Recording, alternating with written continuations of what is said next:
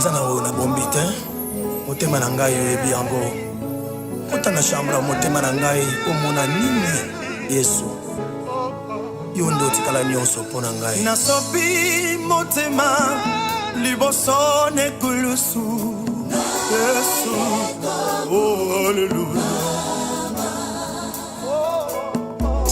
mosika na lolendo pe na posa na nzoto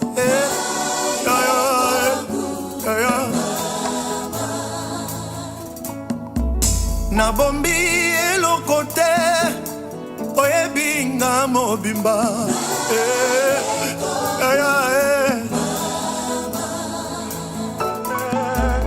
zipanga na ngolu na yo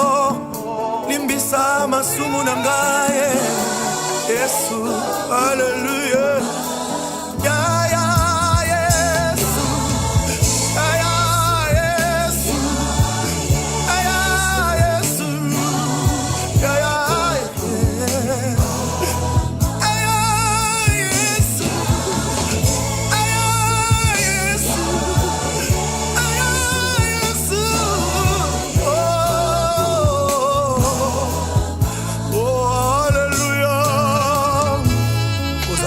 na yo Yesu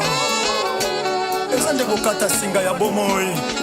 nakokoka te kozala ngai moko nakokoka te lisusu moi ya masumu zipa ngai na mawa na yo Yesu kanisa ngai mokonzi nasa na ekulusu na yo nde na ye komibomba yaya toka mawa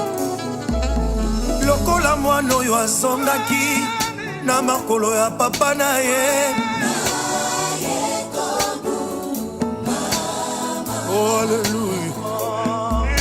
kozwanga lisusu mwana te swanga ata mosali na yo oh haleluya nalia ata bilei oyo ozokweya na se na mesa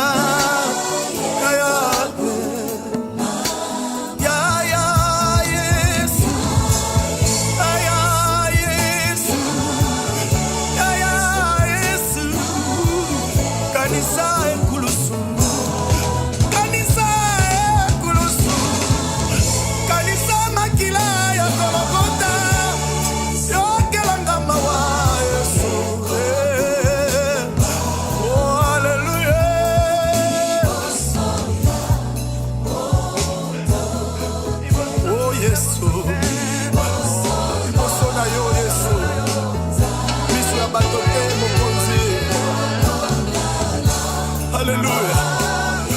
ondima pasi po etelelo ngai nazala mwana na yo afuta eloko te mokonzi nzela ekulusu nzambe ondima oniokwama mpo na ngai Yesu kila na yo sopa po etenga na bika nzambe ya lola mokonzi nakomi mosantu